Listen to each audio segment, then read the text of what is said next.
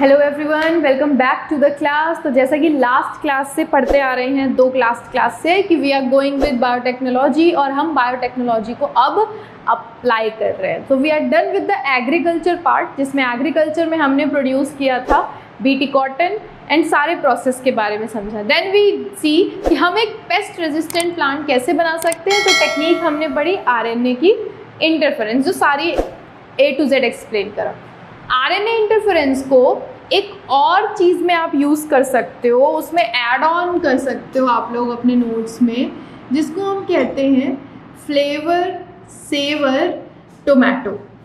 Tomato की shelf life बहुत कम होती है, राइट, बहुत जल्दी ख़राब होने लगता है। तो आरएनए इंटरफेरेंस की टेक्निक को यूज़ करके आप टोमेटो की शेल्फ लाइफ को बढ़ा सकते हो। इन शॉर्ट कहने का मतलब आरएनए इंटरफेरेंस, फिर वही सेम चीज़, डबल स्ट्रैंडेड आरएनए बनाएंगे और डबल स्ट्रैंडेड आरएनए प्रोटीन को बना नहीं पाएगा, तो वो प्रोटीन नहीं बनेगी जिसकी वजह से उसकी शेल्फ लाइफ ख़राब हो रही थी। ठीक, अब मूव ऑन करते हैं हम बायोटेक्नोलॉजी की मेडिसिन्स। बायोटेक्नोलॉजी को यूज़ करेंगे किस में? मेडिसिन्स में। मेडिसिन में सबसे पहले आपका आता है इंसुलिन, राइट। जब ये सब टेक्निकोलॉजी नहीं थी तो क्या होता था, पिग के पैनक्रियाज को डायरेक्ट ट्रांसप्लांट कर दिया जाता था डायबिटिक पेशेंट में।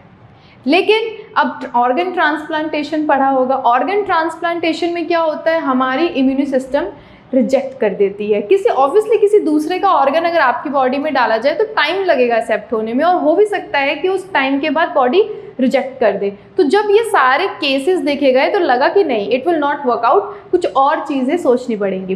तो और चीज़ें सोचने में हम लोगों ने देखा दो तरीके की डायबिटीज़ होती है, टाइप 1 डायबिटीज़ और type 2 diabetes. Type 1 diabetes is something which can not be cure and आपको लाइफ टाइम इंसुलिन के इंजेक्शंस लेने पड़ते हैं। टाइप 2 डायबिटीज़ इज समथिंग जो डॉक्टर रिकमेंड करता है कि like with good diet and good your exercise आप उस चीज़ को अपना मेंटेन करके रख सकते हो। टाइप 1 डायबिटीज़ में होता क्या है, ऑर्गन है पैनक्रियाज।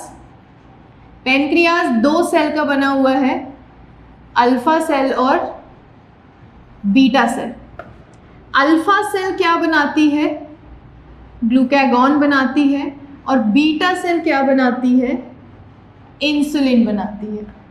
इंसुलिन की वजह से होता क्या है, लो ब्लड ग्लूकोज लेवल कम होता है, और ग्लूकागॉन की वजह से क्या होता है, हाई ब्लड ग्लूकोज लेवल बढ़ जाता है, हाई ब्लड ग्लूकोज लेवल। अब टाइप 1 डायबिटीज में क्या होता है, पहले तो टाइप 1 डायबिटीज एक टाइप का ऑटो इम्यून डिसऑर्डर है। क्या है? ऑटो इम्यून डिसऑर्डर है, मतलब हमारी बॉडी के खुद के सेल्स अटैक कर देते हैं और काम नहीं करने देते। तो ऑटो इम्यून डिसऑर्डर में होता क्या है, ये क्या करेगा, it will attack beta cell and will not allow to produce insulin, और वो इंसुलिन को बनने नहीं देगा। अब इंसुलिन बनेगा नहीं तो ब्लड ग्लूकोज लेवल को कम करेगा कौन, तो हमें इंसुलिन के बाहर से इंजेक्शन लेने पड़ते हैं, जो हर डाइट के पहले, लाइक ब्रेकफास्ट, आपका लंच, डिनर, हर डाइट के पहले लेना पड़ता है। अब इस चीज़ को सॉल्व करने के लिए पहले सोचा गया कि डायरेक्ट पैनक्रियाज को इम्प्लांट करते हैं, बट पैनक्रियाज जैसा ऑर्गन बॉडी एक्सेप्ट करे, रिजेक्ट करे, डेथ भी हो सकती है। एंड डायबिटीज़ इज़ समथिंग कि हर केस में डेथ नहीं होती, तो हमने सोचा कि इसको बचाया भी जा सकता है, राइट। तो 1983 में एक कंपनी थी, Eli Lilly company, and it is a American company, जिन्होंने इनिशिएटिव लिया कि हम इंसुलिन को आर्टिफिशियली लैब में सिंथेसाइज करेंगे, और सेम वही पूरा बायोटेक्नोलॉजी का कंसेप्ट उन्होंने यूज़ किया। ठीक, अब इधर आ जाओ इस साइड। अब अगर मैं पैनक्रियाज का आपका सेल बनाऊं, दिस इज पैनक्रियाज, इसके दो तरीके के सेल हैं, अल्फा और बीटा ग्लूकागॉन बन रहा है और मान लो इंसुलिन भी बन रहा है। लेकिन जब बीटा सेल इंसुलिन बनाता है तो सबसे पहले कैसा इंसुलिन बनता है? Pro insulin. प्रो इंसुलिन कैसा है? Immature insulin. इमैच्योर इंसुलिन का मतलब ये किससे किससे मिल करके बना हुआ है? ये बना हुआ है आपका A peptide chain, B peptide chain and फिर आपकी अंदर की तरफ आ जाती है सी पेप्टाइड चेन। कुछ इस तरीके से प्रो इंसुलिन बनता है और ये चेन सारी की सारी आपस में अटैच्ड होती हैं डाइसल्फाइड बॉन्ड से। कैसे? डाइसल्फाइड बॉन्ड से। ठीक, ब्लू वाली है आपकी ए पेप्टाइड चेन और ये ए पेप्टाइड चेन आपकी बनती है 21 अमाइनो एसिड से। Insulin is a hormone and बना किसका है? प्रोटीन का बना है। प्रोटीन बनती किससे है? अमाइनो एसिड से बनती है। तो ए पेप्टाइड कितने अमाइनो एसिड से बना है? 21। ये जो बीच वाली है ये है आपकी सी पेप्टाइड चेन और ये बनी है 33 अमाइनो एसिड से। और ये जो ब्लैक वाली है ये है बी पेप्टाइड चेन और ये आपकी बनी है 30 अमाइनो एसिड से। टोटल अगर आप करो इसको तो आपका इसमें आ जाता है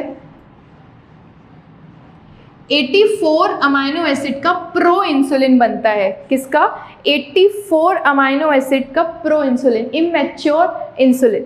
इमैच्योर है, जैसे आरएनए में पढ़ा था, पहले इमैच्योर आरएनए बनता है एचएनआरएनए, उसके बाद उसको मैच्योर किया जाता है। तो हमारी बॉडी में भी इमैच्योर इंसुलिन से मैच्योर इंसुलिन कन्वर्ट होता है। होता क्या है? मैच्योर बनाने के लिए क्या करना पड़ेगा? Removal of C peptide chain. किसको रिमूव करना पड़ेगा? सी पेप्टाइड चेन को। तो प्रो इंसुलिन से मैच्योर इंसुलिन बनाने के लिए क्या रिमूव किया जाता है? C peptide chain. और इस सी पेप्टाइड चेन के बाद इंसुलिन कैसी बन जाती है? Mature insulin. इंसुलिन कैसी बन गई? Mature insulin. अब इस कंसेप्ट को हमने उठाया लैब में। होप ये सारी चीज़ें लिख ली होंगी। लैब में उठाने के बाद किया क्या? ए पेप्टाइड और बी पेप्टाइड काम का है, सी पेप्टाइड काम का नहीं है, वैसे भी वो उसको इमैच्योर बना रहा था। और ये एसएस क्या है आपका? डाइसल्फाइड बॉन्ड, जिसकी वजह से ये सारे चेन आपस में जुड़े हुए हैं। अब मुझे सी पेप्टाइड चाहिए ही नहीं, तो मैं क्या करूँगी? डायरेक्टली ए और बी पेप्टाइड को निकाला। ये रहा ए पेप्टाइड और ये रहा बी पेप्टाइड। ठीक है, इसको मैं जोड़ दूंगी एक प्लाज्मिड में, जो कि वेक्टर है भाई। तो ए पेप्टाइड को ब्लू से दिखाया है, ये जोड़ा मैंने ए पेप्टाइड। बी पेप्टाइड को ब्लैक कलर से ये जोड़ दिया बी पेप्टाइड। अब इसको डालेंगे किस में? अलग अलग सेपरेटली ई कोलाई में डालेंगे। अब ई कोलाई जब रेप्लिकेट करेगा तो बहुत सारी कॉपी के साथ रेप्लिकेट करेगा। तो ये क्या करेगा? Make multiple copies of A peptide. A peptide की बहुत सारी कॉपी बना देगा। ये क्या करेगा? Make multiple copies of B peptide. तो मुझे अलग अलग ए पेप्टाइड मिल गया, बी पेप्टाइड मिल गया। अब मैं क्या करूँगी? एंड में joining of A plus B peptide to form. अब जब ए और बी पेप्टाइड को जोड़ते हो तो उसको हम इंसुलिन नहीं कहते, हम इसको कह देते हैं ह्यूमुलिन, मतलब ह्यूमन के लिए यूज़ किया हुआ इंसुलिन। तो ए और बी पेप्टाइड को जोड़ा तो क्या बन गया? ह्यूमुलिन। और जोड़ा किससे है? With the help of disulphide bond. With the help of disulphide bond. तो अगर आप इधर पेप्टाइड देखो तो ए पेप्टाइड आपका 21 अमाइनो एसिड है और बी पेप्टाइड आपका 30 अमाइनो एसिड है, तो फाइनली जो अमाइनो एसिड चेन बनती है आपकी लैब में वो 51 अमाइनो एसिड की मैच्योर इंसुलिन होती है। 84 वाली इमेच्योर थी, जिसमें से कि सी पेप्टाइड को रिमूव कर दिया। तो इस पूरे टेक्निक से लैब में क्या बनाया गया? इंसुलिन बनाया गया। सबसे ज़्यादा ध्यान क्या रखना है? कौन से पेप्टाइड चेन को हटाने की वजह से इंसुलिन मैच्योर हो रहा है? C peptide. कौन कितने अमाइनो एसिड का बना है? मैच्योर इंसुलिन कितने अमाइनो एसिड लंबी चेन होती है? इमेच्योर कितनी लंबी चेन होती है? और ये सारी चेन आपस में किस बॉन्ड से जुड़े हुए हैं? ये कुछ पॉइंट्स हाईलाइट करें और किस कंपनी ने सबसे पहले इसकी फॉर्मेशन करी थी। Alpha cell, beta cell is something from 11th class. पता होना चाहिए भाई कि कहाँ से हो रहा है, कैसे हो रहा है, किस टाइप की डायबिटीज़ है एंड ऑल ये सब चीज़ें। ये हो गया आपका इंसुलिन जो हमने मेडिसिन बनाई। अब मूव ऑन करते हैं मेडिसिन के नेक्स्ट सेक्टर में, जिसका हेडिंग का नाम है जीन थेरेपी। अब जो प्रिंसिपल ऑफ बेसिक वो इनहेरिटेंस एंड वेरिएशन, मेंडल का चैप्टर, उसमें लास्ट में हमने क्रोमोसोमल डिसऑर्डर पढ़े थे। कुछ मेंडेलियन डिसऑर्डर थे। मेंडेलियन डिसऑर्डर में था आपका sickle cell anaemia, thalassaemia, haemophilia, phenylketonuria, ये सब मेंडेलियन डिसऑर्डर। कुछ डिसऑर्डर पढ़े थे क्रोमोसोमल डिसऑर्डर। क्रोमोसोमल डिसऑर्डर का मतलब जब क्रोमोसोम्स एग्रीगेट होते हैं, सेपरेट होते हैं एनाफेज के टाइम पे, उस टाइम पे क्या चीज़ें गड़बड़ होती हैं? पॉलीप्लॉइडी होता है, एनियोप्लॉइडी होता है, जिसकी वजह से Down syndrome, Turner syndrome, Klinefelter syndrome, ये सारे क्रोमोसोमल डिसऑर्डर्स। एंड कहा जाता है कि जेनेटिक डिसऑर्डर को क्योर नहीं किया जा सकता, लाइफ टाइम उसी जेनेटिक डिसऑर्डर के साथ रहना पड़ेगा, ठीक। लेकिन कुछ जेनेटिक डिसऑर्डर्स ऐसे थे जिसको कि बायोटेक्नोलॉजी क्योर कर पाया, और हेडिंग उसको दी गई जीन थेरेपी। क्या हेडिंग दी गई उसको? जीन की therapy. In a 4-year-old girl एक जीन एब्सेंट था, right, ADA enzyme, adenosine deaminase enzyme, ठीक। इस एंजाइम की वजह से उस लड़की की बॉडी में लिम्फोसाइट्स नहीं बन रहे थे। लिम्फोसाइट्स, बी लिम्फोसाइट्स और टी लिम्फोसाइट्स। अब बी और टी सेल नहीं होगा तो बॉडी की इम्यून सिस्टम बनेगी कैसे? तो इस एंजाइम की वजह से उसका इम्यून सिस्टम वर्क नहीं कर रहा था। हर चीज़ ट्राई कर ली, बोन मैरो ट्रांसप्लांटेशन ट्राई कर लिया, जीन रिप्लेसमेंट एंजाइम ट्राई कर लिया, but nothing works out. Then हमने सोचा कि इसमें अब बायोटेक्नोलॉजी का थोड़ा सा यूज़ करते हैं, and we started preparing something. ऐसा एंजाइम बनाना शुरू किया जिसकी वजह से उस लड़की में उस एंजाइम को जब इंजेक्ट करा तो we find the result with great success. अब सबसे पहले किस में देखा गया? इन अ 4-year-old गर्ल, एंड कब की बात है? अराउंड 1990। क्या देखा गया? ADA enzyme was absent. ADA enzyme बन ही नहीं रहा था। एडीए एंजाइम फुल फॉर्म क्या है? एडिनोसिन डीएमाइनेज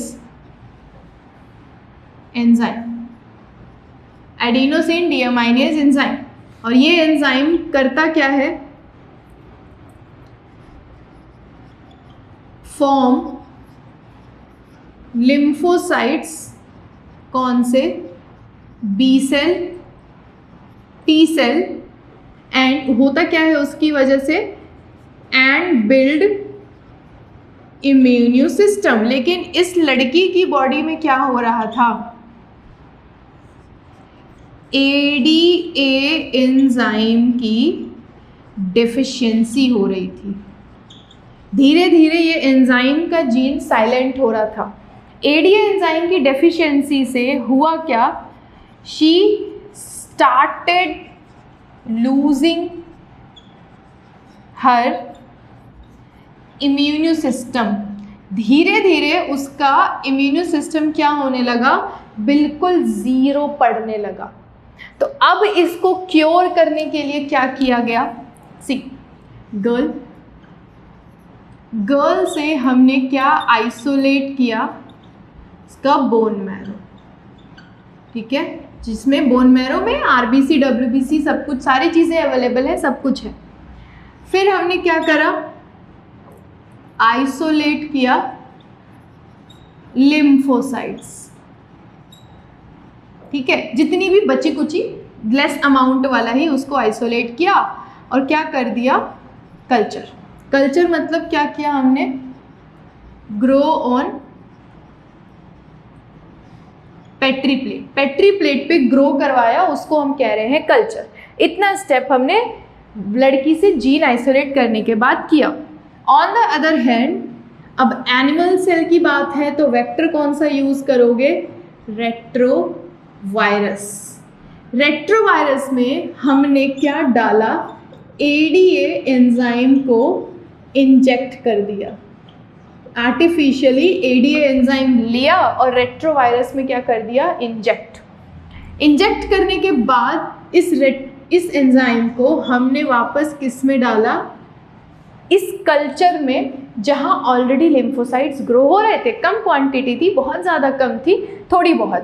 तो हमने आर्टिफिशियली रेट्रोवायरस से उस जीन को निकाला जो वो एंजाइम बना रहा था, एंड उस एंजाइम को किस में इंजेक्ट कर दिया, उस पेट्री प्लेट के कल्चर में इंजेक्ट कर दिया। हुआ क्या इसके बाद, sufficient amount of lymphocytes grown, अच्छा खासा अमाउंट ऑफ लिम्फोसाइट्स ग्रो हो गया, जिसकी वजह से उसके बाद क्या किया हमने, injected back into the girl, और हमने उसको वापस से गर्ल में क्या कर दिया, इंजेक्ट कर दिया।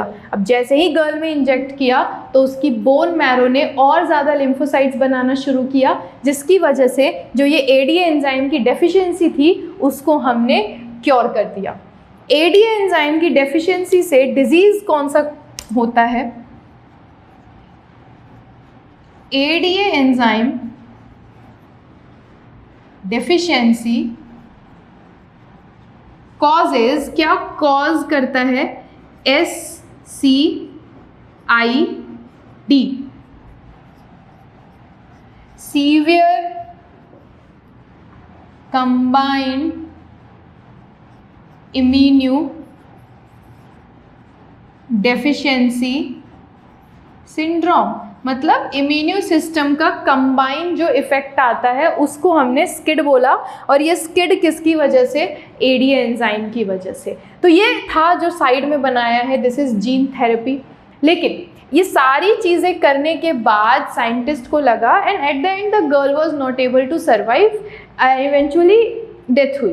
तो फिर फ़ायदा क्या, देन साइंटिस्ट सेड अगर इस चीज़ को आप एम्ब्रियोलॉजिकल स्टेज पर कर दो तो ये ज़्यादा वर्कआउट करेगा, इसका सक्सेस रेट और ज़्यादा होगा। एम्ब्रियोलॉजिकल किस में लिख देती हूँ, यहाँ मेंशन कर देती हूँ, apply gene therapy in embryological state for better result. And फिर उस स्टेट पे पता लगा कि यहाँ ज़्यादा बेटर रिजल्ट आ रहा है। ठीक, this was all about gene therapy, जो एक 4 ईयर ओल्ड गर्ल में हुआ, किस तरीके से किया, क्या क्योर किया, कौन सी डिजीज़ हो रही थी, एवरीथिंग यहाँ पे मेंशन कर दी गई है, राइट। तो इस चैप्टर में एप्लीकेशंस तो हो गए आपके, एग्रीकल्चर बीटी वाला, RNA interference and this insulin and then gene therapy. Last topic इसका बचता है मॉलिक्यूलर डायग्नोसिस। मॉलिक्यूलर डायग्नोसिस का मतलब क्या होता है, मॉलिक्यूलर डायग्नोसिस मतलब बीमारी को ठीक करना। अब हम कैसे पता करते हैं इस पर्टिकुलर आदमी को इस पर्टिकुलर बीमारी है और इसमें जीन वो प्रेजेंट है भी कि नहीं है डिजीज़ वाला, तो अलग अलग इक्विपमेंट्स यूज़ किए जाते हैं, जिसमें से कि एक ह्यूमन हेल्थ वाले चैप्टर में पढ़ा होगा, टाइफॉइड के लिए विडाल टेस्ट करते हैं, राइट। तो मॉलिक्यूलर डायग्नोसिस में जो चीज़ें यूज़ होती हैं, मॉलिक्यूलर वर्ड क्यों यूज़ किया, कि हम मॉलिक्यूलर लेवल, जीन के लेवल पे फाइंड आउट करेंगे कि वो जो डिफेक्टिव जीन है वो प्रेजेंट है कि नहीं। मॉलिक्यूलर डायग्नोसिस में जो 3 चीज़ें यूज़ की जाती हैं, one is ELISA, PCR and probe. ELISA की full form enzyme linked immuno sorbent assay, enzyme linked immuno sorbent assay. और एलाइजा मैक्सिमम कैंसर को फाइंड आउट करने के लिए कि कैंसर का जीन है कि नहीं, उस केस में यूज़ होता है। एलाइजा किस प्रिंसिपल पे काम करता है? एंटीजन एंटीबॉडी इंटरैक्शन के प्रिंसिपल पे काम करता है। मतलब आपने एक बीकर लिया हुआ है, उस बीकर में आपने कुछ स्पेसिफिक ऐसे एंटीबॉडी डाली हुई हैं, ठीक है। अब किसी की बॉडी में वो पर्टिकुलर एंटीजन प्रेजेंट है कि नहीं, वो हमें फाइंड आउट करना है। तो इस बीकर में पहले से बहुत सारा एंटीबॉडी है। फिर जब आप इसमें एंटीजन डालोगे तो अगर एंटीजन एंटीबॉडी का कॉम्प्लेक्स बन गया कुछ ऐसे, अगर एंटीजन एंटीबॉडी का कॉम्प्लेक्स बन गया, दैट मीन्स उस पर्टिकुलर पर्सन में वो एंटीजन प्रेजेंट है। कभी कभी और ज़्यादा 100% कंफर्म करने के लिए इसमें हम सेकेंडरी एंटीबॉडी डालते हैं कभी कभी। तो सेकेंडरी एंटीबॉडी क्या करती है, वो ऐसे जा कर के इससे बाइंड कर जाती है। और अगर पूरा ये कॉम्प्लेक्स बन गया, दैट मीन्स वो एंटीजन उस ऑर्गेनिज्म में प्रेजेंट है, इसीलिए तो एंटीजन एंटीबॉडी कॉम्प्लेक्स बना। फिर आपका आता है PCR, पॉलीमरेज चेन रिएक्शन, जो पढ़ा हमने लास्ट क्लास में कि PCR में आपका डिनेचुरेशन, एनीलिंग, एक्सटेंशन, फिर हमने एम्पलीफाई किया, साइकिल को 30 टाइम्स घुमाया, 1 बिलियन कॉपी मिली, ये सब चीज़ें। एंड कोविड के टाइम में एक बहुत फेमस PCR हुआ था, RT-PCR। हर कोई कहता था RT-PCR रिपोर्ट कहाँ है, पॉजिटिव है, नेगेटिव है, क्या है, वो बहुत फेमस हुआ था। वही वाला PCR है ये, रिवर्स ट्रांसक्रिप्टेज PCR था कोरोना वाला। तो पॉलीमरेज चेन रिएक्शन की एक खास बात है कि ये क्या करता है, identify even very low concentration of antigen. Antigen मतलब अगर बॉडी में बहुत कम बैक्टीरिया और वायरस है लेकिन सिम्टम्स अभी भी बहुत ज़्यादा है, तो वो थोड़े से कंसंट्रेशन का वायरस भी पकड़ लेता है। तो मैक्सिमम टू मैक्सिमम केस में PCR बहुत यूज़ होता है, जैसे एड्स और कैंसर फाइंड आउट करने के लिए हम PCR का यूज़ करते हैं। प्रोब क्या होता है, सिंगल स्ट्रैंडेड RNA और सिंगल स्ट्रैंडेड DNA। और प्रोब होता है एक क्रोमोजेनिक सब्सटेंस, क्रोमोजेनिक सब्सटेंस, और ये करता है हाइब्रिडाइज। क्या करता है ये, हाइब्रिडाइजेशन या हाइब्रिडाइज। आपके पास पहले से एक डबल स्ट्रैंडेड DNA है ऐसा, इस डबल स्ट्रैंडेड DNA का कॉम्प्लीमेंट्री सीक्वेंस मुझे पता है, लेकिन मुझे ये नहीं पता कि भाई GOI में लाइगेशन हुई है कि नहीं हुई है, या मेडिसिन प्रॉपर बना कि नहीं बना। तो इस डबल स्ट्रैंडेड DNA के कॉम्प्लीमेंट्री हम प्रोब रेडी करते हैं, और अगर वो प्रोब इस DNA से बाइंड कर गया प्रॉपर कॉम्प्लीमेंट्री तरीके से और क्या एमिट कर दिया, लाइट, तो हम समझ जाते हैं कि हमारा जो डबल स्ट्रैंडेड DNA बना था वो प्रॉपर तरीके से बना था। तो ये जो 3 आपने मॉलिक्यूलर डायग्नोसिस देखा, एलाइजा, PCR और प्रोब, जितना NCERT ने दिया हुआ है, इसमें से याद रखना है प्रोब के बारे में। PCR का ये बात याद रखनी है कि अगर बहुत कम कंसंट्रेशन है एंटीजन का तो तब भी PCR उस चीज़ को पकड़ लेता है। एलाइजा के बारे में बात याद रखनी है कि एलाइजा किस प्रिंसिपल पे काम करता है, तो एंटीजन एंटीबॉडी इंटरैक्शन पे। नाउ अब इस चैप्टर में लास्ट टॉपिक बचा है आपका ट्रांसजेनिक एनिमल्स। ट्रांसजेनिक एनिमल्स के बारे में ऐसे वर्बली भी बात कर सकते हैं, ज़्यादा कुछ उसमें लिखने का मैटर है नहीं।